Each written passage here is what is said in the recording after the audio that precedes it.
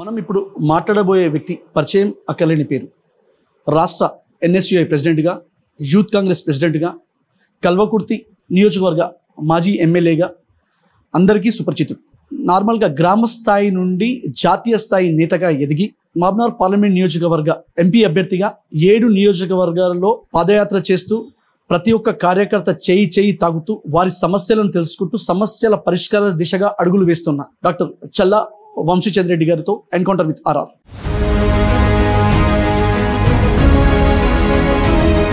మహబూబ్నగర్ పార్లమెంటుకు ఇటీవల వంశీచంద్ర రెడ్డి అనే వ్యక్తి నామినేషన్ వేశాడని తెలిసింది. అతని గురించి పూర్తిగా ఈ మధ్య చాలా మంది మాట్లాడుకోవడం వింటున్నా. అతను ఇటీవల స్పోర్ట్స్ కోసం కొన్ని నిధులు తెచ్చాడని, ఇంకోటి అక్కడెక్కడో సంగంబండ రిజర్వాయర్ దగ్గర కూడా అక్కడ ఎన్ని పార్టీలు ఉన్నా కూడా ఆ బండ తొలగించలేకపోయింది. ఆ బండ తొలగించి కూడా నీళ్లు కొన్ని వేల ఎకరాలకు పారించాడని తెలిసింది. ఇంకోటి నిరుద్యోగులకు కూడా హామీ ఇచ్చినట్టు తెలుస్తుంది. అతను యూత్ కాంగ్రెస్ నుంచి ఎన్ఎస్సిఐ వివిధ శాఖలలో పనిచేస్తూ ఇప్పుడు సిడబ్ల్యూసి మెంబర్, ఏఐసిసి మెంబర్గా కూడా ఉన్నాడని తెలుస్తుంది.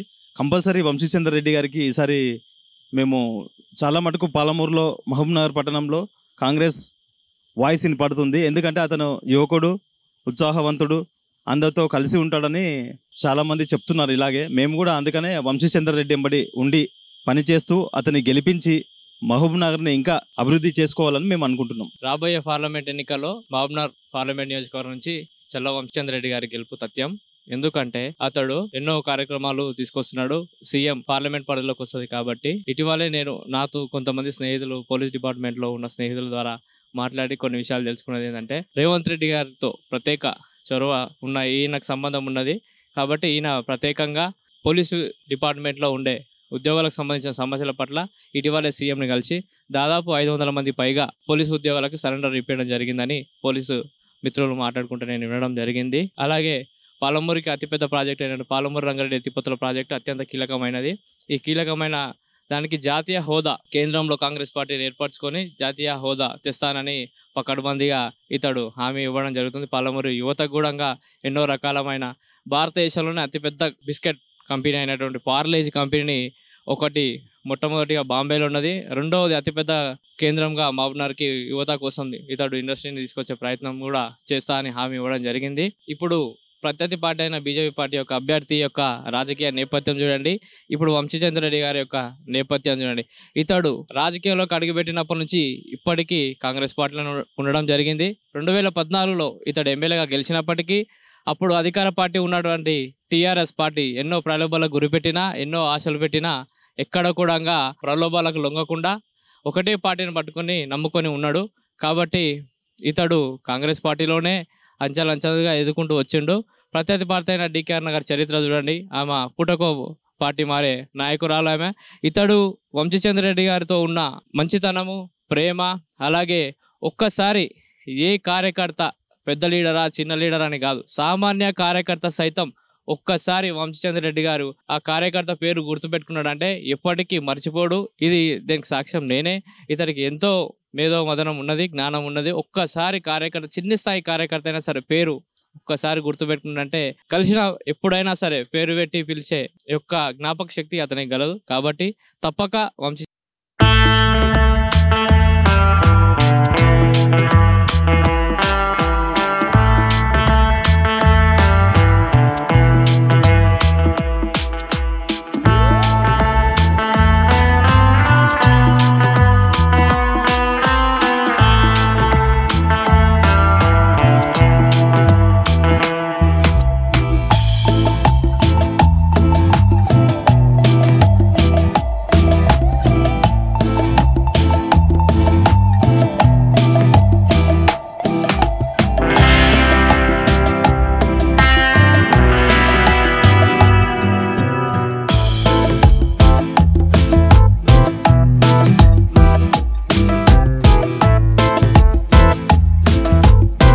అన్న నమస్కారం. నమస్కారం అన్న, 7 నియోజకవర్గాల్లో మీ ప్రచారం ఎట్లా సాగుతుంది? మహబూబ్ నగర్ లోక్సభ నియోజకవర్గంలో ఉన్నటువంటి 7 నియోజకవర్గాలు కూడా షాద్ నగర్, జడ్చర్ల, దేవరకద్ర, మహబూబ్ నగర్, మక్తల్, నారాయణపేట, కొడంగల్, ఏ నియోజకవర్గానికి పోయినా, ఏ గ్రామానికి వెళ్ళినా, ఏ తండకి వెళ్ళినా, ఏ దళిత వాడకి వెళ్ళినా అందరూ కూడా కాంగ్రెస్ పార్టీ అంటే మేము ఇప్పుడు కాంగ్రెస్ పార్టీకి మద్దతు ఇస్తాము. దేశంలో కాంగ్రెస్ పార్టీ రావాలి, రాష్ట్రంలో కాంగ్రెస్ పార్టీ వచ్చింది. రాష్ట్రంలో కాంగ్రెస్ పార్టీ మన పాలమూరు ముద్దుబిడ్డ రేవంత్ రెడ్డి గారి నాయకత్వంలో సుపరిపాలన, ప్రజాపాలన కొనసాగుతుంది. మేము కాంగ్రెస్ పార్టీకి అండగా ఉంటాము. ఇవాళ జిల్లాకి ఏం జరిగినా, పాలమూరుకి ఏం జరిగినా కాంగ్రెస్ పార్టీ వల్లనే జరిగింది. ఏదన్నా ఎకరానికి నీళ్లు వస్తున్నాయంటే కాంగ్రెస్ పార్టీ నిర్మించినటువంటి కల్వకుర్తి, నెట్టెంపాడు, జూరాల, భీమా, కోయిల్ సాగర్ ద్వారానే నీళ్లు వస్తున్నాయి. మా ఊర్లల్లో ఏమన్నా ఇండ్లు ఉన్నాయంటే గతంలో కాంగ్రెస్ పార్టీ అధికారంలో ఉన్నప్పుడు కట్టినటువంటి ఇందిరమ్మ ఇండ్లే ఉన్నాయి. సంక్షేమం కాంగ్రెస్ పార్టీ ప్రభుత్వంలో సంక్షేమం ఉండింది. రైతే రాజు అన్నట్టుగా కాంగ్రెస్ పార్టీ వ్యవహారం చేసింది. ఇవాళ కూడా మాకు పూర్తిగా ఇవాళ రేవంత్ రెడ్డి మన ముద్దుబిడ్డ ముఖ్యమంత్రిగా ఉన్నాడు. మనకు ఒక సువర్ణ అవకాశం ఇది. మన పాలమూరుని అభివృద్ధి పరుచుకునే అవకాశం మనకు దక్కింది. ఈ ఎన్నికను అసలు మేము ఇద్దరు వ్యక్తుల మధ్యనో, రెండు పార్టీల మధ్యనో ఎన్నికగా చూస్తలేము. పాలమూరు అభివృద్ధి కోసం జరిగే ఎన్నిక, పాలమూరు భవిష్యత్తు కోసం జరిగే ఎన్నిక, పాలమూరు భవిష్యత్తు తరాల కోసం జరిగే ఎన్నికగా మేము భావిస్తాము. ఖచ్చితంగా కాంగ్రెస్ పార్టీని గెలిపించుకుంటాము.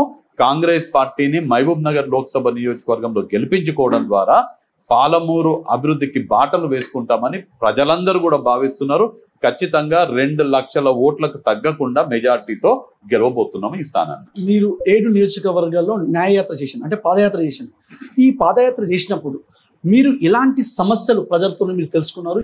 మేజర్ గా 2 విధాలుగా నేను ఈ ప్రశ్నకు సమాధానం చెప్తాను. ఒకటి, పాదయాత్రలో భాగంగా ప్రజలతో మమేకమైనప్పుడు, అన్ని వర్గాల ప్రజలతో కలిసిమెలిసి వాళ్ళతో ఉన్నప్పుడు, ఒకటి ఇక్కడ ఈ గ్రామాలలో కానీ నియోజకవర్గ స్థాయిలో కానీ ఎక్కడ కానీ అభివృద్ధి ఉందంటే గతంలో కాంగ్రెస్ పార్టీ ప్రభుత్వం ఉన్నప్పుడు జరిగిన అభివృద్ధి తప్ప గత 10 సంవత్సరాలల్లో ఏమాత్రం కూడా అభివృద్ధి జరగలేదు. గత 10 సంవత్సరాలు రాష్ట్రంలో అధికారంలో ఉన్నటువంటి బీఆర్ఎస్ కానీ, కేంద్రంలో అధికారంలో ఉన్నటువంటి బీజేపీ కానీ లాస్ట్ 10 years లో ఈ ప్రాంతానికి చేసింది శూన్యము. ఒక్క కొత్త ప్రాజెక్ట్ రాలేదు, కొత్తగా అదనంగా ఏం నిధులు రాలేదు, ఒక కొత్త రైల్వే లైన్ రాలేదు, ఏం నిధులు కూడా మన ప్రాంతానికి అదనంగా ఈ 2 ప్రభుత్వాలు, రాష్ట్ర ప్రభుత్వం, కేంద్ర ప్రభుత్వం నుంచి రాలేదు. ఏం జరిగినా కానీ గతంలో జరిగినప్పుడే, కాంగ్రెస్ ప్రభుత్వం ఉన్నప్పుడే అభివృద్ధి జరిగింది. ఇప్పుడు మళ్ళీ రాష్ట్రంలో కాంగ్రెస్ పార్టీ అధికారంలో ఉంది కాబట్టి మాకున్న సమస్యలన్నీ తీరుతాయనే నమ్మకము మాకు ఉన్నది అని ప్రజలు చెప్తున్నటువంటి మాట. ఇక సమస్యల విషయానికి వస్తే మెయిన్గా పాలమూరు ప్రాంతంలో, ఈ ప్రాంతం వలసలకు మారుపేరుగా ఉన్నటువంటి ప్రాంతంలో వలసలు తగ్గించాలి, ఇక్కడున్న ప్రజలకు వ్యవసాయానికి కావాల్సినటువంటి ఏర్పాట్లు జరగాలి, వ్యవసాయంలో నిమగ్నం అవ్వాలి, అలానే ఉద్యోగ ఉపాధి అవకాశాలు కలగాలనే ఉద్దేశంతోనే ఇక్కడ ఉన్నటువంటి రైతులు వలసలు పోకూడదనే ఆనాడు కాంగ్రెస్ పార్టీ జలయజ్ఞాన్ని ప్రారంభించి కల్వకుర్తి, నెట్టెంపాడు, జూరాల, భీమా, కోయిల్ సాగర్ ప్రాజెక్టులన్నీ కూడా రూపకల్పన చేసి ప్రాజెక్టులు నిర్మించి మహబూబ్ నగర్ జిల్లా, ఉమ్మడి మహబూబ్ నగర్ జిల్లా పాలమూరు నుంచి వలసలు నివారించడం జరిగింది. మళ్ళీ ఎప్పుడైతే 2014లో బీఆర్ఎస్ పార్టీ అధికారంలోకి వచ్చిందో మళ్ళీ అభివృద్ధి కుంటుపడింది. ఇవాళ మెయిన్గా మన ప్రాంతంలో ఉన్నటువంటి సమస్య సాగునీటి కల్పన కలిగించాలి. పాలమూరు రంగారెడ్డి ఎత్తిపోతల ప్రాజెక్టు పూర్తి చేయాలి. మహబూబ్ నగర్ లోక్సభ నియోజకవర్గంలో సాగుకి యోగ్యమైనటువంటి ప్రతి ఒక్క ఎకరాకి సాగునీరు అందించడం ఇక్కడ ఈ ప్రాంతంలో ఉన్నటువంటి అన్నిటికన్నా ముఖ్య సమస్య. రెండవది, పెద్ద ఎత్తున నిరుద్యోగ సమస్య ఉంది. యువకులు, చదువుకున్న యువకులు ఉన్నారు కానీ ఏ గ్రామానికి పోయినా ఎవరైనా, యువకులే కాదు యువకుల తల్లిదండ్రులు కూడా చాలా ఇబ్బందిగా ఈ విషయం చెప్తున్నారు. యువకులకి ఉద్యోగ ఉపాధి అవకాశాలు కలగాలి. మీరు గనక గమనిస్తే తెలంగాణ రాష్ట్రంలో కాంగ్రెస్ పార్టీ అధికారంలోకి వచ్చిన 3 నెలలు కూడా గడవక ముందే 32,000 ప్రభుత్వ ఉద్యోగాలని భర్తీ చేయడం జరిగింది. రేపు నన్ను ఎంపీగా గెలిపిస్తే మహబూబ్ నగర్ ప్రజలు, నేను ఎంపీగా ముఖ్యమంత్రి గారి అండతోటి ఈ ప్రాంతంలో ఉన్నటువంటి నిరుద్యోగ యువకులకు ఉన్నటువంటి ఆ సమస్యని తీర్చే బాధ్యత మాది. పెద్ద ఎత్తున పరిశ్రమలు తీసుకొని వస్తాము, పెద్ద ఎత్తున స్కిల్ డెవలప్మెంట్ యూనివర్సిటీ ఇక్కడ పాలమూరుకి తీసుకొని వచ్చే బాధ్యత మాది. పాలమూరు హెడ్ క్వార్టర్ ని ఒక ఐటీ హబ్ గా మార్చడానికి మేము ప్రయత్నం చేస్తాము. ఇక్కడ ఉన్నటువంటి నిరుద్యోగ సమస్య తీర్చడము మా ప్రాధాన్యత. అంతేకాకుండా గ్రామాలలో చదువుకోవడానికి కానీ ఆరోగ్యపరమైన వసతులు ఇంకా కూడా చాలా, దేవరకద్ర నియోజకవర్గంలో ఇంకా 100 పడకల హాస్పిటల్ లేదు. మక్తల్ హెడ్ క్వార్టర్ లో 150 పడకల హాస్పిటల్ నిర్మించాల్సిన అవసరం ఉంది. ప్రతి ఏ మండలానికి పోయినా కానీ ఎవరికన్నా ఏదైనా ఎమర్జెన్సీ అయితే ఇక్కడికన్నా దగ్గరలో ఉన్న పెద్ద హాస్పిటల్ తీసుకెళ్లాలంటే అంబులెన్స్ సౌకర్యాలు లేవు. సో ఈవెన్ మండల హెడ్ క్వార్టర్ లో ఇంటర్మీడియట్ కాలేజ్ లేవు, కాన్స్టిట్యున్సీ హెడ్ క్వార్టర్లలో డిగ్రీ కాలేజ్ లేవు. సో ఎక్కడెక్కడైతే ఇంటర్మీడియట్ డిగ్రీ కాలేజీలు అవసరం ఉందో అక్కడ కాలేజీలు ఏర్పాటు చేయాలి, ఉన్నటువంటి హాస్పిటల్ని అప్గ్రేడ్ చేయాలి, పడకలు పెంచాలి, అలానే హాస్పిటల్ని ఆధునీకరించాలి. గ్రామాలకు మధ్యలో చాలా గ్రామాలకు బీటీ రోడ్లు లేవు, బీటీ రోడ్లు నిర్మించాలి. విత్ ఇన్ గ్రామం అంతర్గత సిటీ రోడ్లు ఏర్పాటు చేయాలి, అండర్గ్రౌండ్ డ్రైనేజ్ సిస్టమ్ ఏర్పాటు చేయాలి. ఈ సమస్యలన్నీ కూడా ఖచ్చితంగా తీర్చే బాధ్యత మన రాష్ట్రానికి ముఖ్యమంత్రిగా ఉన్నటువంటి రేవంత్ రెడ్డి గారు. ఎప్పుడు నిధులు కావాలన్నా, ఎన్ని నిధులు కావాలన్నా మన జిల్లా వరకు అయితే కాదనకుండా నిధులు ఇచ్చే అవకాశం ఉంది కాబట్టి ఈ సమస్యలన్నీ కూడా ఖచ్చితంగా తీరుస్తాము. అయితే మీరు ఇంతకుముందు అన్నట్టు ఉపాధి గురించి మాట్లాడితే నేను మీ గురించి అంటే స్క్రిప్ట్ ప్రిపరేషన్ భాగంగా తిరిగినప్పుడు తెలుసుకున్నది ఏంటంటే ఏదో పార్లేజీ కంపెనీ సంబంధించి మీరు మహబూబ్ నగర్కి తీసుకురాబోతున్నారని. అదేవిధంగా బీసీసీఐతో మాట్లాడి దాదాపు 15 కోట్లు మన మహబూబ్ నగర్కి కూడా శాంక్షన్ చేయించబోతున్నారు అని సమాచారం. అది ఎంతవరకు వస్తుంది? వాస్తవానికి నేను ఢిల్లీలో ఏఐసిసి బాధ్యతలు నిర్వహిస్తున్నప్పుడు పార్లేజీ ఏదైతే ఇండస్ట్రీ ఉందో పెద్ద ఎత్తున దేశవ్యాప్తంగా బిస్కెట్స్ తయారు చేసి అమ్ముతారో వాళ్ళే నా దగ్గరకు వచ్చి మీ రాష్ట్రంలో ఎక్కడైతే బాగుంటుంది, మేము ఇండస్ట్రీ మా మ్యానుఫ్యాక్చరింగ్ యూనిట్ ఒకటి రెండవ మ్యానుఫ్యాక్చరింగ్ ఒకటి ముంబై దగ్గర ఉంది, రెండవ మ్యానుఫ్యాక్చరింగ్ యూనిట్ పెట్టాలనుకుంటున్నాం. మేము తెలంగాణలో ఎక్కడైతే బాగుంటుందంటే మీరు కొంచెం సమయం ఇవ్వండి, మా నియోజకవర్గం మా మహబూబ్ నగర్ నియోజకవర్గంలో పెట్టండి అని నేను వారిని కోరడం జరిగింది. నేను వారిని అడిగిన మరి ఎన్ని కోట్లతోటి నిధులు పెట్టుబడులు ఎన్ని కోట్లు పెడతారంటే 1000 కోట్లతో పెట్టుబడులు పెట్టి మేము పార్లేజీ మ్యానుఫ్యాక్చరింగ్ ఇండస్ట్రీ పెడతామనే మాట చెప్పడం జరిగింది. నేను పాలమూరు ప్రజలు నన్ను ఎంపీగా గెలిపిస్తే కేవలం పార్లేజీ 1000 కోట్ల పెట్టుబడులతో పార్లేజీ మ్యానుఫ్యాక్చరింగ్ యూనిట్లే కాదు, ఇట్లాంటివి నాకున్నటువంటి పరిచయాలతో, నాకు ముఖ్యమంత్రి గారితో నాకున్నటువంటి చొరవతో, అలానే జాతీయ స్థాయిలో ఉండేటువంటి నాయకులతో నాకున్నటువంటి పరిచయాలు, దేశ స్థాయిలో ఉండేటువంటి ఇండస్ట్రియలిస్ట్తో నాకున్నటువంటి పరిచయాలతో పెద్ద పెద్ద మ్యానుఫ్యాక్చరింగ్ యూనిట్స్, పెద్ద పెద్ద సంస్థలని మహబూబ్ నగర్కి తీసుకొచ్చి ఈ ప్రాంతంలో ఉన్నటువంటి యువకులకు ప్రత్యక్షంగా కానీ పరోక్షంగా కానీ ఉద్యోగ అవకాశాలు కల్పించి ఇక్కడ ఉన్నటువంటి నిరుద్యోగ సమస్య, మన ప్రాంతంలో అత్యంత ప్రాధాన్యమైనటువంటి నిరుద్యోగ సమస్యను తీర్చే బాధ్యత మీ ఎంపీగా వంశీచంద్ర రెడ్డి తీసుకోబోతున్నారు. అలానే బీసీసీఐ కూడా రాజీవ్ శుక్లా గారు, నేను సిడబ్ల్యూసి స్పెషల్ ఇన్వైటీని, రాజీవ్ శుక్లా గారు కూడా నాతో పాటు సిడబ్ల్యూసి సభ్యులు. రాజీవ్ శుక్లా గారు స్వయంగా వారే నాకు చెప్పడం జరిగింది, వంశీ మీ స్టేట్కి నేను ఏం చేయాలి అని. అంటే మహబూబ్ నగర్కి మీరు మంచి స్టేడియంని నిర్మించి ఇవ్వాలంటే వారు తక్షణమే స్పందించి 15 కోట్లు నేను ఇస్తా మీకు, మీరు మంచి స్టేడియం నిర్మించుకోండి అని చెప్పడం జరిగింది. ఇది కేవలం నేను ఇక్కడ పోటీ చేస్తున్నాను తెలిసి వారు ఏదో సందర్భంలో కలిస్తే వారంతకు వారు మన ప్రాంతానికి వచ్చి మన ప్రాంతంలో అభివృద్ధి చేస్తామని వారంతకు వారు చెప్పడం జరిగింది. రేపు అదే మహబూబ్ నగర్ ప్రజలందరూ కూడా నన్ను ఆశీర్వదించి నన్ను దీవించి నన్ను ఎంపీగా గెలిపిస్తే ఈ ప్రాంతాన్ని అన్ని విధాలుగా మంచి మంచి కంపెనీలు, పెద్ద పెద్ద ఇండస్ట్రీస్ తీసుకొచ్చి ఇక్కడ ఈ ప్రాంతం అన్ని విధాలుగా అభివృద్ధి చెందే విధంగా నేను ఖచ్చితంగా ప్రయత్నం. మెయిన్ గా పాలమూరు అనేసరికి మన జ్ఞాపకం వచ్చేది పాలమూరు రంగారెడ్డి ప్రాజెక్ట్. దీన్ని జాతీయ హోదా తీసుకొస్తారనుకున్నారు. అంటే అక్కడ బీఆర్ఎస్ పార్టీ తప్పిదమా లేకపోతే భారతీయ జనతా పార్టీ కేంద్రంలో నుండి కూడా వారు తీసుకురాలేదా? కానీ ఇటీవల ఒక పేపర్లో చూస్తే మీరు మాట్లాడుతూ నేను ఎంపీగా అయితే సాధ్యమైనంత ట్రై చేసి పాలమూరు రంగారెడ్డికి జాతీయ హోదా అంటే కేంద్రంలో కూడా మా కాంగ్రెస్ పార్టీ వస్తే తీసుకొస్తా అని అన్నారు. సో అది మీరు కట్టుబడి ఉంటారా? ఎంపీగా మీరు గెలిస్తే తీసుకొస్తారు? వంశీచంద్ర రెడ్డి మాట ఇస్తే మాట తప్పడు, ఏదైనా చెప్తే ఖచ్చితంగా చేస్తాడు, చేయగలిగితేనే చెప్తాడు, చేయలేకపోతే చెప్పడు. నేను సంగంబండ ప్రాజెక్ట్ ఉంది, సంగంబండకి మన పాలమూరు న్యాయయాత్రలో పోయినప్పుడు వాళ్ళందరూ సమస్య తీసుకొస్తే నేను చెప్పిన, నేను సంగంబండకు సంబంధించినటువంటి నిర్వాసితులకు ఏదైతే పరిహారం ఉందో 10,07,00,000 రూపాయలు విడుదల చేపిస్తేనే మళ్ళీ మీ ఊరికి వచ్చి లోక్సభ ఎలక్షన్లో ఓట్లు అడుగుతా, లేకపోతే నేను ఓట్లు అడుగు అని చెప్పిన.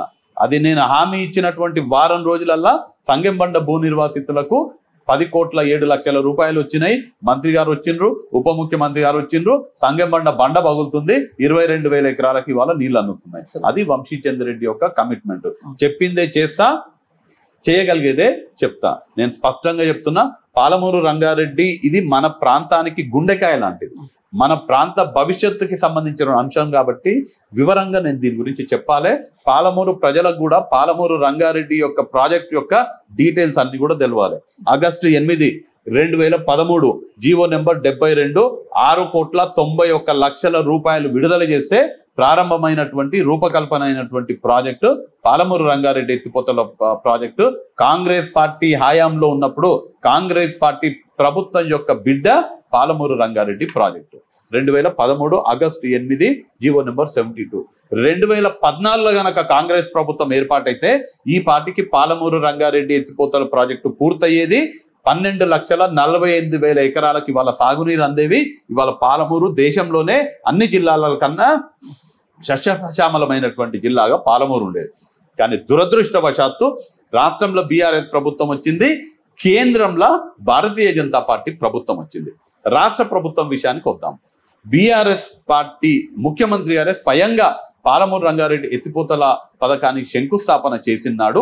3 ఏళ్లలో నేను ఈ ప్రాజెక్ట్ ని పూర్తి చేస్తా, నేను కుర్చేసుకొని పాలమూరు రంగారెడ్డి ప్రాజెక్ట్ ని పూర్తి చేస్తా అని చెప్పినటువంటి వ్యక్తి దుర్మార్గంగా ఇవాళ వాళ్ళ అసమర్థత వల్ల, వాళ్ళ చాతగానితనం వల్ల కనీసం 30% పనులు కూడా పూర్తి కాలేదు. ఇంకా ఇవాళ నల్గొండకు పోయి అబద్ధాలు చెప్తాడు, 80% పనులు పూర్తయినాయని చెప్తాడు. 80% పూర్తయింది పనులు కాదు, 80% నిధులు బుక్కిండ్రు. నిధులు కేటాయించాల్సినటువంటి నిధులలో పాలమూరు రంగారెడ్డికి ఎంతైతే వ్యయం చేయాలనో దాంట్లో 80% పైసలు తీసుకున్నారు, కానీ పనులు మాత్రం కనీసం 30% కూడా పూర్తి చేయలేదు. మన పాలమూరు కేసీఆర్ రాజకీయంగా ఇక మొత్తం భూస్థాపితం అయ్యే పరిస్థితి ఉంటే పాలమూరు ప్రజలు ఎంపీగా గెలిపించి కేసీఆర్ కి పునర్జన్మిచ్చిండ్రు. అట్లాంటి కేసీఆర్ పాలమూరు మీద పగబెట్టుకొని మన ప్రాజెక్టు తర్వాత ప్రారంభమైనటువంటి కాళేశ్వరంకేమో 1,00,000 కోట్ల రూపాయల నిధులు కేటాయించి కాళేశ్వరం పూర్తి చేస్తారు. దానికన్నా మొదల్లో ప్రారంభమైనటువంటి పాలమూరు రంగారెడ్డి ఎత్తిపోతల పథకేమో పండబెట్టిండ్రు. ఇది కేసీఆర్ పాలమూరు చేసినటువంటి ద్రోహం. ఇది పాలమూరు ప్రజలు గమనించాలి. ఇక బీజేపీ 2014 లోక్సభ ఎన్నికల సందర్భంగా స్వయంగా నరేంద్ర మోడీ గారే మహబూబ్ నగర్కు వచ్చి ఆనాడు చెప్పిండ్రు, మేము పాలమూరు రంగారెడ్డి ఎత్తిపోతల పథకానికి జాతీయ హోదా కల్పిస్తామని స్వయంగా నరేంద్ర మోడీ గారే చెప్పిండ్రు. ఇవాళ నేను అడుగుతున్న భారతీయ జనతా పార్టీ నాయకులని, మీరు మీకోసము జాతీయ స్థాయిలో పదవులు తెచ్చుకున్నారు తప్ప పాలమూరు రంగారెడ్డికి జాతీయ హోదా ఎందుకు తెప్పియలేకపోయినరు? ఎప్పుడైనా మీరు అడిగినరా? మీ ప్రధానమంత్రిని నిలదీసినరా? మీరే వచ్చి అడిగినరు కదా, మీరే వచ్చి మహబూబ్ నగర్లో చెప్పిండ్రు కదా పాలమూరు రంగారెడ్డి ఎత్తిపోతల పథకానికి జాతీయ హోదా కల్పిస్తామని. మీరు ఎందుకు కల్పిస్తలేరని ఎప్పుడన్నా పాలమూరుకు సంబంధించినటువంటి భారతీయ జనతా పార్టీ నాయకులు ఎప్పుడన్నా పోయి అడిగినరా? ఎందుకు భారతీయ జనతా పార్టీ జాతీయ హోదా కల్పించలేదు పాలమూరు రంగారెడ్డి ఎత్తిపోతల ప్రాజెక్ట్కి? ఇవాళ ఇక్కడ బీఆర్ఎస్ కేంద్రంలో బీజేపీ యొక్క అసమర్థత వల్ల మన పాలమూరు పైన వాళ్లకు ఏమాత్రం చిత్తశుద్ధి లేకపోవడం వల్ల ఇవాళ ఆ ప్రాజెక్టు పూర్తి కాలేదు. ఇవాళ నేను చెప్తున్నా, పూర్తి బాధ్యతతో చెప్తున్నా, మా ముఖ్యమంత్రి గారు రేవంత్ రెడ్డి గారు అండతోటి రేపు కేంద్రంలో కూడా కాంగ్రెస్ పార్టీ అధికారంలోకి రాబోతుంది. రాహుల్ గాంధీ గారు ప్రధానమంత్రి కాబోతున్నారు. ఖచ్చితంగా పాలమూరు రంగారెడ్డి ఎత్తిపోతల పథకానికి కేంద్రంలో కాంగ్రెస్ పార్టీ అధికారంలోకి రాగానే దానికి జాతీయ హోదా కల్పించే బాధ్యత మహబూబ్ నగర్ ఎంపీగా నేను తీసుకుంటా. అత్యధిక నిధులు రేవంత్ రెడ్డి గారి సహకారంతో తీసుకొచ్చి పాలమూరు రంగారెడ్డి ఎత్తిపోతల ప్రాజెక్ట్ ని పూర్తి చేసి మహబూబ్ నగర్ లోక్సభ నియోజకవర్గంలో ఉన్నటువంటి 7 నియోజకవర్గాలు ఎక్కడైతే మక్తల్, నారాయణపేట్, కొడంగల్ ఎత్తిపోతల ఆయకట్టు వదిలేస్తే మిగతా ఆయకట్టు మొత్తానికి ప్రతి ఎకరానికి ప్రతి మడికి కృష్ణమ్మ నీళ్లు తెచ్చి రైతుల కాళ్ళు కడిగే బాధ్యత మేము తీసుకుంటామని నేను చాలా బాధ్యతతోటి నేను ఆర్టీక్యూ న్యూస్ ద్వారా నేను పాలమూరు ప్రజలకు హామీ ఇస్తున్నాను. మీ 2019 ఎలక్షన్ ఎన్నికల విషయానికి వస్తే, పార్లమెంట్ ఎన్నికల విషయానికి, అప్పుడు సేమ్ ఇప్పుడు ఎవరైతే అభ్యర్థులు కాంగ్రెస్ పార్టీ నుండి మీరు కానీ, బీజేపీ నుండి డికేఆర్ నగర్ కానీ, అదేవిధంగా బీఆర్ఎస్ నుండి మన్నే శ్రీనివాస్ రెడ్డి గారు. సో అప్పుడు బీఆర్ఎస్ పార్టీకి 7 నియోజకవర్గంలో బీఆర్ఎస్ పార్టీ అధికారం ఉంది. ఆయనకు దాదాపు 5 లక్షల ఓట్లు వచ్చినాయి. మీరు 3వ స్థానంలో ఉన్నారు, మీకు అప్పుడు దాదాపు 2 లక్షల ఓట్లు వచ్చినాయి. డికేఆర్కి 3 లక్షల చిల్లర ఓట్లు వచ్చినాయి. ఇప్పుడు కాంగ్రెస్ పార్టీ 7 నియోజకవర్గంలో అధికారంలో ఉంది. మళ్ళీ సేమ్ 3 క్యాండిడేట్స్ నిలబడ్డారు. మీకు ఈసారి ఎంత మెజారిటీ రాబోతుంది? ఎంత మెజారిటీతో మీరు గెలవబోతున్నారు? ప్రజల నుంచి వస్తున్నటువంటి స్పందన చూస్తే, రేవంత్ రెడ్డి గారి నేతృత్వంలో రాష్ట్రంలో కొనసాగుతున్నటువంటి ప్రజాపాలన చూస్తే, కాంగ్రెస్ పార్టీ రేపు అధికారంలోకి వచ్చినాక మేము హామీ ఇస్తున్నటువంటి 5 గ్యారంటీలు చూస్తే ఖచ్చితంగా 2 లక్షలకు తగ్గకుండా కాంగ్రెస్ పార్టీ అభ్యర్థిగా వంశీచంద్ర రెడ్డి గెలవబోతున్నారు. ఇంకొక విషయం చూస్తే ఇప్పటికీ రేవంత్ రెడ్డి గారు అంటే సీఎం క్యాండిడేట్ మహబూబ్ నగర్ కు ఇప్పటికీ 6 సార్లు వచ్చిండ్రు. కోడంగల్లో కూడా ఫస్ట్ 17 స్థానాల్లో మీ పేరే ప్రకటించింది ఆయన. అసలు ఈ విషయంలో అంటే మీకు ఏమనిపిస్తుంది? ఒక 6 టైమ్స్ ఒక సీఎం క్యాండిడేట్, ఎందుకంటే మనం బీఆర్ఎస్ లో చూస్తే కేసీఆర్ దగ్గరికి మంత్రులు కూడా పోలేని పరిస్థితిలో ఉన్నారు. కానీ ఇప్పుడు సీఎం గారు మీకోసం ఇక్కడికి 6 సార్లు రావడం జరిగింది. మీకు ఏమనిపిస్తుంది ఆ విషయం? అది ముఖ్యమంత్రి గారి వ్యవహార శైలి. కేసీఆర్ ఒక నియంత, రేవంత్ రెడ్డి ప్రజానాయకుడు. ఒక నియంతకి ఒక ప్రజానాయకుడికి ఉండేటువంటి తేడా అదే. కేసీఆర్ని మంత్రులు కూడా కలవలేరు. ఇవాళ ముఖ్యమంత్రి గారి దగ్గరికి సామాన్య ప్రజలు కూడా, నేను ఇప్పుడు ముఖ్యమంత్రిని కలవాలంటే పొద్దుగాల పోతే ముఖ్యమంత్రి గారిని కలిసేటువంటి అవకాశం ఉన్నది. ముఖ్యమంత్రి గారు 6 సార్లు 60 సార్లు వస్తారు. ఇది ఆయన జిల్లా, ఆయన నియోజకవర్గము, ఆయన పుట్టినటువంటి గడ్డ. నేను పుట్టిన గడ్డ రుణం నేను తీర్చుకోవాలని ముఖ్యమంత్రి గారు అనుకుంటుండ్రు. వచ్చినప్పుడల్లా 100 కోట్ల నిధులు కేటాయించి పోతుండు. బరాబర్ ముఖ్యమంత్రి గారు ఎన్ని సార్లు అంటే అన్ని సార్లు రావాలి. దానికి ఆశ్చర్యం ఏముంది, దాంట్లో ఇబ్బంది ఏముంది? ఎన్నిసార్లు వస్తే ముఖ్యమంత్రి ఎన్నిసార్లు వస్తే అన్ని నిధులు మాకు వస్తాయని అనుకోవాలి. కానీ ముఖ్యమంత్రి వచ్చే ఎందుకు భయపడుతున్నారు? బీజేపీ వాళ్ళు ఏమంటున్నారంటే ఇన్నిసార్లు ముఖ్యమంత్రి వస్తున్నారంటే ఆయన ఓటమి పట్టుకున్నదా? ఆయన ఇన్ఛార్జ్ ఉన్న ఈ పార్లమెంట్ నియోజకవర్గం ఏమైనా అవుతుందో ఓడిపోతామో అని ఓటమి భయం ఉందా? ఎందుకు ఎన్నిసార్లు వస్తున్నారు? ఓటమి భయం ఉంటే గనక అరే ఓడిపోయే సీటు నేను పోతే ఓడిపోయిందని అనుకుంటారు. ఎందుకు రావాలని బీజేపీ నాయకుల లెక్క రాకుండా ఉంటారు. భారతీయ జనతా పార్టీ నాయకురాలు నామినేషన్ వేసినప్పుడు జాతీయ స్థాయి నాయకులు వస్తారని వాళ్ళే ప్రకటించుకున్నారు కదా. వాళ్ళే కేంద్ర మంత్రులు వస్తారు, జాతీయ స్థాయి నుంచి నాయకులు వస్తారని ప్రకటించుకున్నారు. తర్వాత తెలిసింది ఏంటంటే ఎట్లా ఓడిపోయే సీటుకి మేమెందుకు పోవాలని జాతీయ స్థాయి నాయకులు ఎవరు కూడా నామినేషన్ రోజు రాలేదు. ప్రధానమంత్రి నరేంద్ర మోడీ గారు కూడా వీళ్ళు ఎంత బతిలాడినా కానీ అది ఎట్లా ఓడిపోయే సీటు నేను ఎందుకు రావాలని వస్తలేరు అనేది తెలిసింది. మరి నాకు ఐడియా లేదు వస్తున్నారో లేదా, కానీ అంతర్గతంగా బీజేపీ నాయకులు చెప్తున్నటువంటి విషయం, మేము బతిలాడుతున్నాం ప్రధానమంత్రి రావాలని, కానీ ప్రధానమంత్రి గారు అక్కడ పరిస్థితి బాగాలేదు. బీజేపీ కార్యకర్తలే అక్కడ ఉన్నటువంటి అభ్యర్థిని వ్యతిరేకిస్తున్నారు. బీజేపీలో ఉన్నటువంటి బడహీన వర్గాలకు సంబంధించినటువంటి కార్యకర్తలు నాయకులు అందరూ కూడా ఇక్కడ ఒక ఫ్యూడలిస్టిక్ మెంటాలిటీతో ఉన్నటువంటి క్యాండిడేట్ ఉన్నది. ఈ క్యాండిడేట్ తో మేము పనిచేయలేము. మొత్తం గద్వాలకు సంబంధించిన వాళ్ళు వచ్చి ఇక్కడ పెత్తనం మా మీద చెలాయిస్తున్నారు. ఇక్కడ స్థానికంగా ఉండేటువంటి భారతీయ జనతా పార్టీ నాయకులకు ఏమాత్రం కూడా మాకు ప్రాధాన్యత లేదు, మమ్మల్ని విశ్వాసంలోకి తీసుకుంటలేరు. పూర్తిగా గద్వాలకు సంబంధించిన వాళ్ళు వచ్చి అసెంబ్లీ స్థాయిలో మండల స్థాయిలో పెత్తనం చెలాయిస్తున్నారు. ఈ పెత్తనం మేము బీజేపీలో ఎప్పుడు కూడా చూడలేదు అని బీజేపీ వాళ్ళే సహకరిస్తలేరు. నేనెందుకు రావాలని నరేంద్ర మోడీ గారు అంటున్నట్టుగా కొన్ని దగ్గరలో చర్చలు జరుగుతున్నాయి. మరి ఎంతవరకు కరెక్ట్ అనేది నాకు తెలియదు, కానీ అది వారి అంతర్గత వ్యవహారము. మోడీ మేనియా నమో మంత్ర బాగా వినబడుతుంది. అయితే ఈ నమో మంత్ర మోడీ మేనియా ముందు కాంగ్రెస్ గాలి ఇంకా వీస్తుంది. ఎందుకంటే ఆ టైంలో రాహుల్ గాంధీ భారత్ జోడో యాత్ర, అదేవిధంగా కర్ణాటక గెలుపు వల్ల ఇక్కడ కూడా ఆ గాలితోని కాంగ్రెస్ వాళ్ళు గెలిచిండ్రు అండ్ ఈ కేసీఆర్ పైన ఉన్న వ్యతిరేకత వల్ల. కానీ సెంట్రల్ విషయాన్ని చూస్తే మాత్రం భారతీయ జనతా పార్టీకి మొగ్గు చూపుతారు అని చాలా మంది అంటున్నారు. అది ఎంతవరకు వస్తామో నిజంగా ఇక్కడ ఉన్న 17 నియోజకవర్గాల్లో ఎన్ని నియోజకవర్గాల్లో మీరు గెలిచే అవకాశం?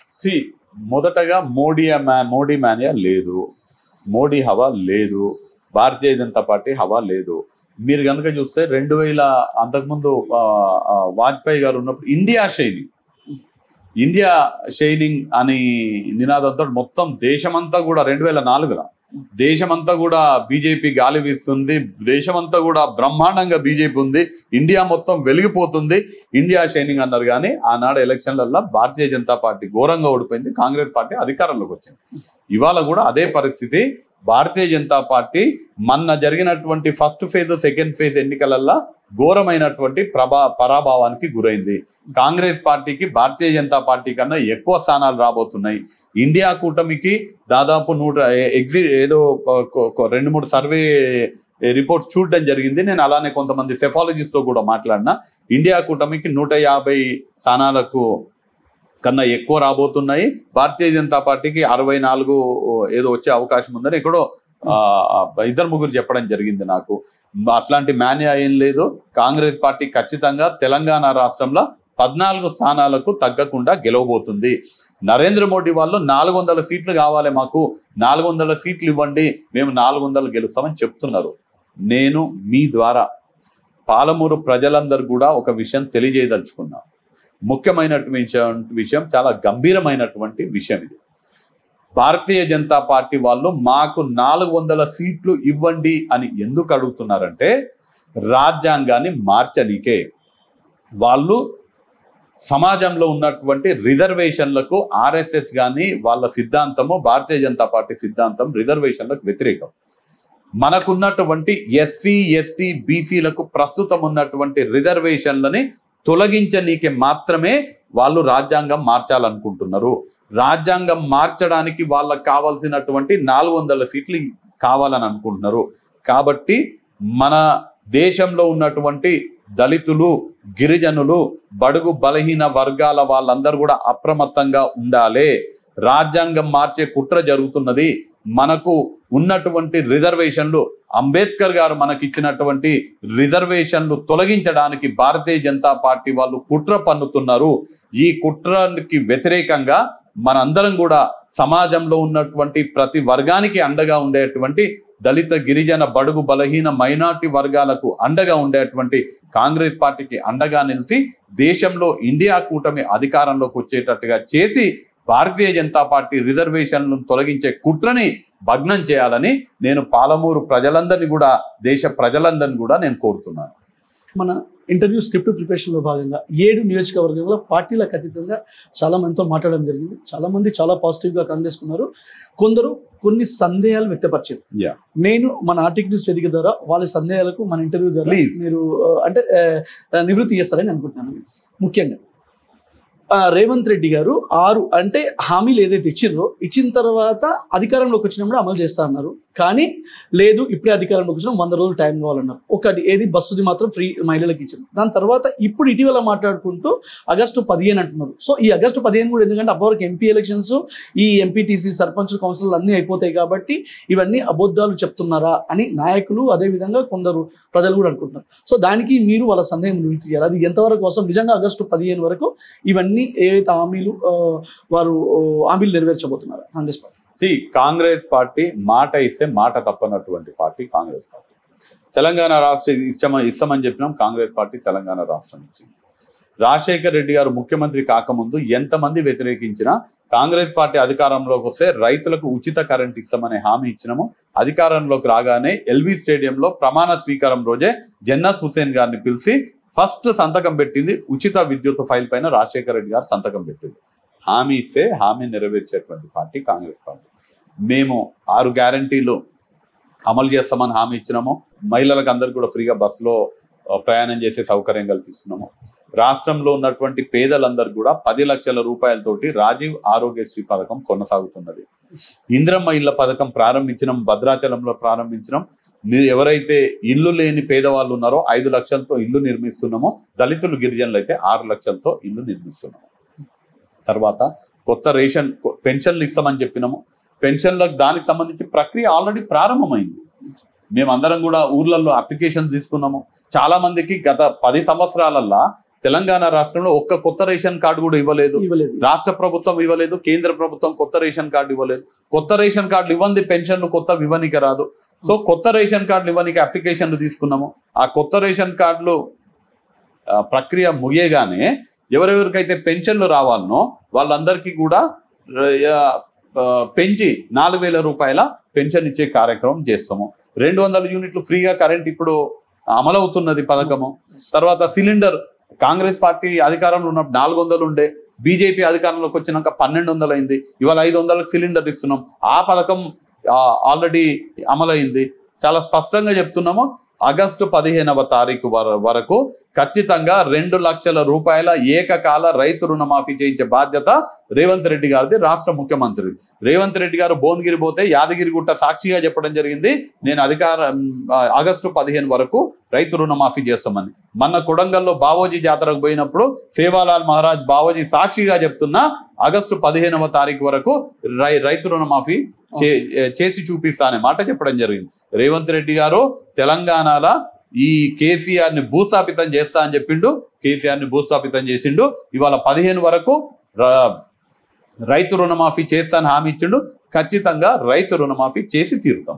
ఇంకోటి చాలా ముఖ్యమైన విషయం ఏంటంటే మీరు డీకేఆర్ పైన ఒక ఆరోపణ ఏంటంటే ఆమె కాంగ్రెస్ పార్టీ అప్పుడు ఎంపీ టికెట్ కోసమని 15 కోట్లు అడగడం జరిగింది, దాని గురించి నేను సాక్ష్యం నేనున్నా అని చెప్పారు. అయితే ఇక్కడ చాలా మంది అనుకోవడం అంటే ఇది అంటే అధిష్టానానికి ఒక అభ్యర్థికి మధ్యలో ఉన్న ఇంటర్నల్ వ్యవహారం కదా, దీని గురించి బయట ఎందుకు పెట్టాల్సి వచ్చింది వంశీచంద్ర రెడ్డి గారు అని. దాంతోపాటు మీరు అంటే ఇక్కడ 2 క్వశ్చన్స్.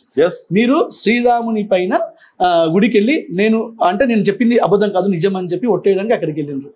అదే దానికి ఆమె కౌంటర్ ఇస్తూ కూడా ఏం చెప్పినారంటే బాలరాముని ప్రాణప్రతిష్ఠకు రావడానికి రాలేదు కానీ శ్రీరాముని పైన మాత్రం ముట్లేస్తున్నారు, అది ఎంతవరకు కరెక్ట్ అన్నట్టు కూడా క్వశ్చన్ వేసింది. 2 విషయాలు ఇక్కడ. ఒకటి, ఆ విషయంలో నిజం ఎంతుందనేది ఇప్పటికే పాలమూరు ప్రజలకి అర్థమైపోయింది. నేను చాలా స్పష్టంగా 2019లో లోక్సభ ఎన్నికలలో కాంగ్రెస్ పార్టీ డీకేఆర్ నన్ను పోటీ చేయమన్నప్పుడు నాకు 15 కోట్లు ఇస్తేనే నేను పోటీ చేస్తానని చెప్పినటువంటిది వాస్తవము. ఇది వాస్తవము. డీకేఆర్న ఆ రోజు ప్రదేశ్ ఎలక్షన్ కమిటీ మీటింగ్ లో ఈ ప్రస్తావన తీసుకొచ్చి అడిగిందని నేను శ్రీరాముని సాక్షిగా నేను అక్కడ చెప్పడం జరిగింది. నేను డీకేఆర్ అదే చెప్తున్నా. నేను ఎందుకు అది చెప్పాల్సి వచ్చిందంటే ఇవాళ ఎప్పుడు లేని విధంగా కొత్తగా మేమే దేవుళ్ళకు ప్రతినిధులము, మేమే దేవుళ్ళని పూజలు చేస్తున్నామని దేవుడి పేరు చెప్పుకొని పాలమూరు ప్రజల ఓట్లు దండుకునే ప్రయత్నం బీజేపీ వాళ్ళు డీకేఆర్న చేస్తుంది. కాబట్టి నిజంగా డీకేఆర్న దేవుణ్ణి నమ్ముతుందా, ఓట్ల కోసమే దేవుని పేరు చెప్తుందా తెలియాలంటే ప్రజలకు తెలియాలనే ఉద్దేశంతో ఆ మాట చెప్పడం జరిగింది. నిజంగా డీకేఆర్న గనక దేవుణ్ణి నమ్మితే, ఓట్ల కోసమే దేవుణ్ణి వినియోగించుకోకపోతే, ఆనాడు నేను ఎప్పుడైతే రాముల వారి దగ్గరికి నేను వస్తా, రాముల వారి దగ్గరికి రామాలయంలో నేను చెప్తా, మీరు వచ్చి నేను చెప్పింది అబద్ధం అని చెప్పి నీకున్నటువంటి భక్తి నిరూపించుకో అని చెప్తే ఆనాడు రాకుండా పారిపోయింది. నేను సవాల్ చేస్తూ వస్తా అని చెప్పి ఎప్పుడైతే నేను రామాలయానికి వచ్చినో రాలేదు, అన్ని దొంగ తిరుగు మాటలు మాట్లాడుతున్నది. ఎందుకు చెప్పినంటే ఎవరు నిజమైన రామ భక్తులు తెలవాలి పాలమూరు ప్రజలకు అనే ఉద్దేశంతో ఆ విషయం నేను బయట పెట్టడం జరిగింది. ఆ విషయం బయట పెట్టినాను కాబట్టి ఇవాళ డీకేఆర్న అబద్ధాలు చెప్తున్నది, రాముడిని కేవలం ఓట్ల కోసమే వాడుకుంటుందని ఇవాళ పాలమూరు ప్రజలకు తెలిసిపోయింది. తర్వాత బలరాముడి ప్రాణ ప్రతిష్ఠ అంటారు. అయోధ్యలో ఉన్న బలరాముడే రాముడా? మన ఇక్కడ టీచర్స్ కాలనీలో ఉండేటువంటి రాముడు కాదా? మన ఇక్కడ భద్రాచలంలో ఉన్నటువంటి రాముడు కాదా? ఇప్పుడు నా ఇంట్లో దేవుని రూమ్ లో చూడు, రాముడు ఫోటో ఉంటది. నేను రోజు రాముడికి మొక్కుతా, అందులో వెంకటేశ్వర స్వామికి మొక్కుతా, మొక్కే బయటికి వెళ్తా, బొట్టు పెట్టుకొని రాముడికి మొక్కిన తర్వాతనే ఇంట్లో నుంచి బయటికి వెళ్తా. నేను నిన్న గుడికి పోయినా, ఇవాళ గుడికి పోయినా, రేపు గుడికి పోతా. వాళ్ళు కేవలం రాజకీయం కోసం దేవుడిని వాడుకుంటున్నారు. వాళ్లకు రాజకీయం కోసం దేవుడు అవసరమో, మాకు దేవుడు మా గుండెలలో ఉంటాడు. అంటే కాంగ్రెస్ పార్టీ బహిష్కరించింది అక్కడ బలరాముడు పోవడమే. అదే వీళ్ళైతే దర్గాకు మంత్రులకైతే పోతారు కదా, టోపీలు పెట్టుకొని పోతారు. మేము పోతాం కదా, మేము యాదగిరిగుట్టకు పోతాం కదా, మేము భద్రాచలంకి పోతాం కదా, మేము టీచర్స్ కాలనీకి పోతాం కదా. వాళ్ళు రాజకీయం కోసం దేవాలయాన్ని వాడుకుంటుంటే వాళ్ళ రాజకీయం కోసం మేమెందుకు పోవాలి? రాముడు ఎక్కడైనా ఒక్కడే కదా, రాముడు మా గుండెలలో ఉంటాడు. మేము భద్రాచలం ఉన్న రాముడు కదా, టీచర్స్ కాలనీలో ఉండేటువంటి రాముడు కదా, నా ఇంట్లో నా గుడిలో ఉన్నటువంటి రాముడు కదా. దేవుడు అనేటువంటి నా వ్యక్తిగత వ్యవహారం, అది నా గుండెలలో రాముడు ఉంటారు. మీకు పోస్టర్ల మీద రాముడు ఉంటాడు, మాకు మా గుండెలలో రాముడు ఉంటాడు. మీరు పోస్టర్ల మీద ఉండే రాముడిని పూజ చేస్తారు, మేము మా మనసులలో రాముడిని పూజ చేసుకుంటాము. మీరు అబద్ధాలు, రాముడు ఏం చెప్తాడు? రాముడు సారా కాంట్రాక్టులు చేయమని చెప్తాడా? రాముడు దొంగకాళ్ళు అమ్మమని చెప్తాడా? రాముడు ఏది ఇల్లీగల్ క్రషర్ మిషన్లు పెట్టి కొండలను కొల్లగొట్టాలని చెప్తాడా? రాముడు కాంట్రాక్టర్ల దగ్గర పైసలు వసూలు చేయమని చెప్తాడా? రాముడు పూటకు ఒక పార్టీ మారమని చెప్తాడా? నీ అవకాశం కోసం, నీ అవకాశవాద రాజకీయాల కోసం నువ్వు నమ్మినటువంటి సిద్ధాంతానికి వెన్నుపోటు పొడిచి నీకు ఎక్కడ మంచుకుంటే అక్కడ బొమ్మని రాముడు చెప్తాడా? నేను రాముడు బాటలో నడుస్తున్నా, నేను ఏ సిద్ధాంతాన్ని అయితే నమ్ముతున్నానో ఆ సిద్ధాంతానికి తగ్గట్టుగా నాకు ఎన్ని ఇబ్బందులు వచ్చినా, ఎన్ని ఆటంకాలు వచ్చినా, నేను ఎలక్షన్లలో గెలిచినా ఓడిపోయినా కానీ నా సిద్ధాంతాన్ని, అది రాముడి బాట, రాముడు చూపేటువంటి ధర్మమైనటువంటి బాట అది. అవకాశవాదం రాముడు చెప్పాడు ఎప్పుడు. కళ్ళు కాంట్రాక్ట్ నాకు 1000 కోట్లు ఇస్తని చెప్పు, దొంగ కళ్ళు అమ్మమని చెప్పు, నేను అమ్మ. మందు కళ్ళు తయారు చేసి అమ్మమని చెప్పు, నేను అమ్మ. గద్వాళ్ళు అమ్మినట్టుగా నన్ను సారా కాంట్రాక్ట్ చేయమని చెప్పు, నేను అమ్మ. నేను సారా కాంట్రాక్ట్ ఎందుకంటే రాముడు దానికి వ్యతిరేకం. నేను రామభక్తుడిని, రాముడు చూపినటువంటి బాటలో నేను నడవాలనుకుంటా కాబట్టి నేను సారా కాంట్రాక్టులు మందు కళ్ళు అమ్మ, కాంట్రాక్టర్ దగ్గర పైసలు వసూలు చేయను, నేను అందరినీ సమానంగా చూస్తా. అది రాముడి మార్గం. మీరు రాముడి మార్గంలో ఉన్నారు, ఇంత బాగా మాట్లాడుతున్నారు. కానీ ఒక మహిళ పెట్టుకొని, మహిళ అంటే నన్ను దొరసాని అంటే ఒళ్ళంతా అహంకారంతో నిండిన దొరసాని, బడుగు బలహీన వర్గాల వ్యతిరేక దొరసాని అంటే నన్ను దొరసాని మాట్లాడిండ్రు. అవును, మరి ఇప్పుడు ఆయన కూడా రేవంత్ రెడ్డి రెడ్డియే, వంశీచంద్ర రెడ్డి రెడ్డియే, మరి వాళ్ళని దొర అని అనాలనా? దొరసాని అనేది కులంతోటి రాదు, ప్రవర్తన వల్ల వస్తుంది, నీ వ్యవహారం వల్ల వస్తుంది. నా వ్యవహారం ఎక్కడన్నా దొర వ్యవహారం కనిపించిందా? నేను అందరినీ సమానంగా చూస్తా, దళితుడు, గిరిజనుడు, బడుగు బలహీన వర్గాలు, ముస్లింలు అందరినీ సమానంగా చూస్తా. నేను 10 మందితో కలిసి ఉంటా. నేను ఎక్కడ బీసీలను అనగదొక్కాలనే ప్రయత్నం చేయ. నేను పుట్టింది రెడ్డి అయినా కానీ నా వ్యవహారం అంబేద్కర్ వ్యవహారం, జ్యోతిబా పూలే వ్యవహారం నాది. మీరు బంగ్లాలలో పుట్టి మన గద్వాలలో ఏం చేసిండ్రు గద్వాల ప్రజలకు తెలియదా? మన మక్తల్లో ఏం చేసిండ్రు మక్తల్ ప్రజలకు తెలియదా? నేను మహిళ అంటుండ్రు. సరితమ్మ మహిళ కాదా? మహిళను ఓడగొట్టలేదా మీరు అందరు కలిసి? మీరు బీఆర్ఎస్ పార్టీలో కొట్లాడుకొని బయటనేమో కొట్లాడుకుంటున్నామని చూపించి సరితమ్మ ఎలక్షన్లో పోటీ చేయగానే కాంగ్రెస్ పార్టీ ఒక గొల్ల కుర్మ మహిళకు టికెట్ ఇచ్చి ఎమ్మెల్యే చేసి మంత్రి చేయాలనే ఆలోచన చేస్తుంటే, ఒక గొల్ల కుర్మ మహిళ గెలవకూడదని, ఆమె రాజకీయంగా ఎదగకూడదని రోజు కొట్లాడుకునేటువంటి మీరు లోపాయికారి ఒప్పందాలు చేసుకొని మీరు మీ అల్లుని గెలిపించుకోనికే మీ పార్టీకి చెందినటువంటి వ్యక్తి కూడా వెన్నుపోటు పొడిచిండ్రు కదా. 2 విషయాలు ఇక్కడ. మీ పార్టీకి చెందినటువంటి వెన్నుపోటు పొడిచిండ్రు, ఒక గొల్ల కుర్మ మహిళను ఓడగొట్టనీకే మీ అల్లునికి సపోర్ట్ చేసిండ్రు. డీకే అన్న గద్వాలలో ఎన్ని ఓట్లు ఉంటాయి మీరు చెప్పండి? ఎన్ని ఓట్లు ఉంటాయి డీకే అన్న గద్వాలలో? మినిమం 20 వేలు అయితే మినిమం ఉంటాయి కదా. మరి భారతీయ జనతా పార్టీ క్యాండిడేట్కి ఎన్ని ఓట్లు వచ్చినాయి? ఆ 20,000 ఓట్లు ఎందుకు రాలేదు? ఆమె చెప్తుంది మాకు మొత్తం గద్వాల మొత్తం నాది, నేను గద్వాల రానిని, నా కుటుంబానికి 40,000 ఓట్లు ఉంటాయని చెప్తుంది. మరి బీజేపీకి 7,000 ఓట్లు ఎందుకు వచ్చినాయి గద్వాల? ఏడుకు పోయినాయి మీ కుటుంబానికి సంబంధించిన ఓట్లన్నీ? డీకే అన్నకు చెందినటువంటి 20, 30, 40 వేల ఓట్లు ఉంటాయి కదా. ఆ 20,000 ఓట్లు బీజేపీ క్యాండిడేట్కి ఎందుకు రాలేదు? డీకే అన్న బీజేపీలో ఉంటే 7,000 ఓట్లు ఎందుకు వచ్చినాయి? ఆ మిగతా ఓట్లు ఏడికి పోయినాయి? 5,000 తోటి సరితమ్మ ఓడిపోయింది. సరితమ్మ 7 గెలుస్తుందో, ఒక గొల్ల కుర్మ మహిళ గెలవకూడదనే కుట్రతోటి బీజేపీలుండి కూడా బీజేపీ నుంచి పోటీ చేసినటువంటి వాల్మీకి బోయకు వెన్నుపోటు పొడిచి వాళ్ళ అల్లుడైనటువంటి కృష్ణమోహన్ రెడ్డికి మద్దతు ఇచ్చి అక్కడ సరితమ్మని వాళ్ళ పార్టీకి చెందినటువంటి వాల్మీకి బోయల్ని ఇద్దరిని ఓడగొట్టింది. మరి ఇది వెన్నుపోటు రాజకీయం కాదా? బంగ్లా రాజకీయం కాదా? మక్తల్లో ఏం చేసిండ్రు? మేము శ్రీహరి ముదిరాజ్కి టికెట్ ఇచ్చి శ్రీహరి ముదిరాజ్ ఎమ్మెల్యేగా చేసి మేము మంత్రిగా చేయాలనుకుంటే ఏడ శ్రీహరి ముదిరాజ్ గెలుస్తాడు అని ఆడ బీజేపీ నుంచి పోటీ చేసిన జలంధర్ రెడ్డికి మద్దతు ఇవ్వకుండా వాళ్ళ తమ్ముడు రామ్మోహన్ రెడ్డికి మద్దతు ఇస్తే ఇవాళ జలంధర్ రెడ్డి వాళ్ళ పార్టీ అయినటువంటి జలంధర్ రెడ్డికి వెన్నుపోటు పొడిచింది, ముదిరాజు బిడ్డను ఓడగొట్టడానికే ప్రయత్నం చేసింది. అందుకు బలహీన వర్గాల వాళ్ళని ఓడగొట్టేటువంటి దొరసాని అని అన్నాము. ఆమె ప్రవర్తన దొరసాని ప్రవర్తన ఉంటే మరి దొరసాని నాకు ఏమంటారు? నేను మహిళని, నన్ను అంటున్నారు నేను మహిళని అంటుంది. అట్లా వ్యవహారం చేయాలి కదా. మేమేం తప్పు చెప్తున్నాం? ఆమె ఏం చేసిందో అదే చెప్తున్నాం. ఇలా మహబూబ్ నగర్ ప్రజలందరూ కూడా ఇక్కడ ఉన్నటువంటి శ్రీనివాస్ గౌడ్ నుంచి విముక్తి పొందిందని ప్రశాంతంగా ఉన్నారు. మళ్ళా గద్వాల రౌడీలు, గద్వాల పెత్తందారులు, గద్వాల రాజకీయాలన్నీ తీసుకొచ్చి మళ్ళీ మహబూబ్ నగర్ వాతావరణాన్ని చెడగొట్టడానికి ప్రయత్నం చేస్తున్నారు. ఇన్నేళ్ళు రాజకీయాలను ఉంది. పాలమూరుకి ఏం చేసింది? ఏ ప్రాజెక్ట్ తీసుకొచ్చింది? ఏ కొత్త ప్రాజెక్ట్ అన్నది తెచ్చిందా? ఏమన్నంటే కాంగ్రెస్ మేము చేసినటువంటి అభివృద్ధిని చేసి నేను అది చేసినా ఇది చేసినా అని తెలివిలేని మాటలు మాట్లాడుతుంటది. కాంగ్రెస్ లో ఉన్నప్పుడు చేసినా చెప్పుకోనికి ఇప్పుడు బీజేపీలోకి పోయి చెప్పేది ఏంది? ఇప్పుడు ఈసారి ఎంపీగా డీకే అన్న గెలుపొందితే ఆమెకు సెంట్రల్ మినిస్టర్, కేంద్ర మంత్రి అయ్యే అవకాశాలు ఉన్నాయి. అదేవిధంగా భారతీయ జనతా పార్టీ సెంట్రల్ వచ్చినప్పుడు ఇక్కడ వంశీచంద్ర రెడ్డి గెలిస్తే ఫండ్స్ ఎట్లా తీసుకొస్తారు? అందుకే డీకే అన్న గెలిస్తేనే అక్కడ బీజేపీ ఉంటుంది, ఇక్కడ కూడా వీళ్ళే ఉంటారు కాబట్టి ఫండ్స్ కూడా మహబూబ్నగర్కి తీసుకొచ్చే అవకాశాలు ఉన్నాయని అంటున్నారు. అది దానిపైన మీ సమాధానం? భారతీయ జనతా పార్టీ కేంద్రంలో అధికారంలోకి వచ్చేది లేదు, ఫస్ట్ విషయం. సెకండ్ విషయం, ఇవాళ మా ప్రధానమంత్రి ఎవరున్నారు? మోడీ, నరేంద్ర మోడీయే కదా. జాతీయ ఉపాధ్యక్షురాలు ఎవరున్నారు? డీకేనా. మరి ఇప్పుడు ఎందుకు దేవమ్మా? ప్రధానమంత్రి నరేంద్ర మోడీ గారే ప్రధానమంత్రి ఉన్నారు కదా. మరి నరేంద్ర మోడీ గారు ప్రధానమంత్రి ఉన్నప్పుడు ఏదైనా కేంద్రం నుంచి నిధులు ఇచ్చేదైతే ప్రధానమంత్రే కదా. కేంద్రం నుంచి నిధులు ఇచ్చేది ప్రధానమంత్రే కదా.